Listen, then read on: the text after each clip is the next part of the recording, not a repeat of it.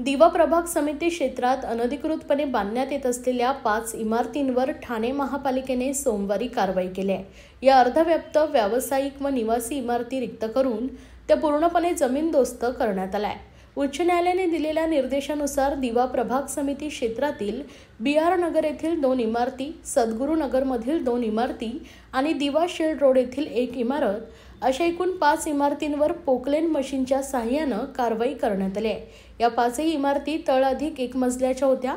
महापालिका आयुक्त सौरभ राव यांनी यापूर्वी स्पष्ट केल्याप्रमाणे महापालिकेने अनधिकृत बांधकामांवरील कारवाई पुन्हा सुरू करण्यात आली आहे। निवासी तसेच व्यावसायिक स्वरूपाच्या अनधिकृत बांधकामांवरील कारवाई नियमित सुरू राहणार आहे। सोमवारी दिवा प्रभाग समिती क्षेत्रात झालेल्या कारवाई प्रसंगी उपायुक्त मनीष जोशी, उपायुक्त शंकर पाटोळे, उपायुक्त सचिन सांगळे, सहाय्यक आयुक्त शिवप्रसाद नागरगोजे, सहाय्यक आयुक्त गणेश चौधरी, सहाय्यक आयुक्त ललिता जाधव, सहाय्यक आयुक्त बाळू पिचड उपस्थित होते।